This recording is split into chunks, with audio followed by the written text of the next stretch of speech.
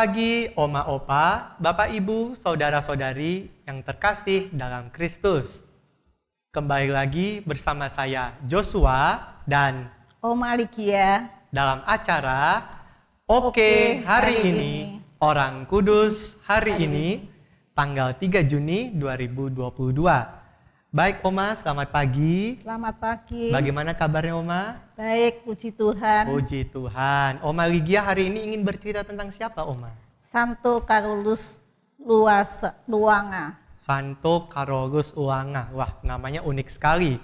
Dan sepertinya dari namanya ini beliau berasal dari Afrika ya Oma ya? Betul. Baik, kalau boleh diceritakan Oma bagaimana awalnya agama Kristen ini bisa masuk ke Afrika Oma?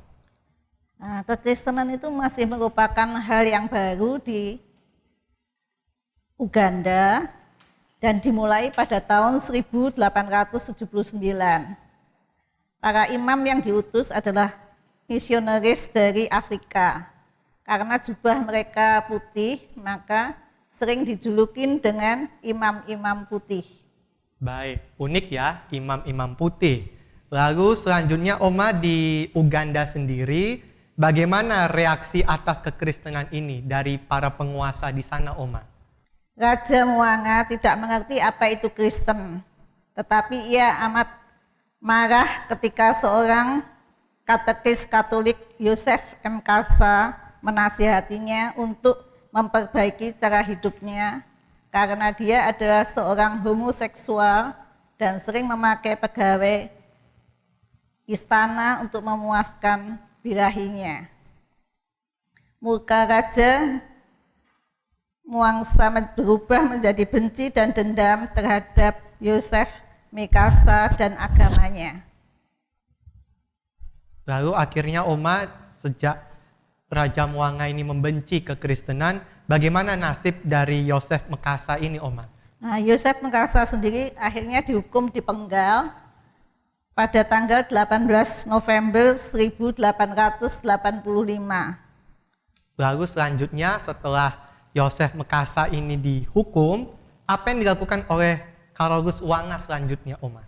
Setelah dia dihukum, maka dengan wafatnya Yosef Mekasa, Carolus Luanga menjadi pemimpin guru agama dari para pelayan di istana yang beragama Katolik. Pada tanggal 26 Mei 1886, mendapatin bahwa sebagian para pelayan di istana telah menjadi Katolik. Lalu setelah Carolus Luanga yang akhirnya menggantikan Yosef Mekasa ini, apa yang dilakukannya Oma? Apalagi di tengah penguasa yang membenci kekristenan pada saat itu. Dalam ruang tersembunyi, Carolus Luanga secara sembunyi-sembunyi telah membaptis 4 pelayan istana. Seorang diantaranya adalah Santo Iniso, seorang remaja periang serta murah hati yang baru berumur 13 tahun. Dalam ruangan yang tersembunyi, Carolus Luanga secara sembunyi-sembunyi telah membaptis 4 pelayan istana. Seorang diantaranya adalah Santo Kisito, seorang remaja periang yang murah hati dan baru berumur 13 tahun. Santo Carolus Luanga telah seringkali menyelamatkan Kisito dari nafsu jahat rajanya. Baik, dengan kisah yang secara sembunyi-sembunyi itu, lalu kemudian bagaimana nasib akhirnya dari Santo Carolus Luanga bersama teman-temannya ini, Oma? Santo Carolus Luanga bersama sebagian besar dari martir Uganda dibunuh pada tanggal 3 Juni 1886. Mereka dipaksa berjalan kaki sejauh 60 km, kemudian dimasukkan ke dalam penjara. Setelah itu mereka dilemparkan ke dalam kobaran api. Baik, luar biasa sekali kisahnya Santo Carolus Luanga dan teman-temannya sehingga pada akhirnya mereka semua dihukum mati dan menjadi martir. Lalu akhirnya Oma, para martir dari Uganda ini Santo Carolus Wanga bersama teman-temannya ini kapan dinyatakan kudus oleh Paus kita, Oma?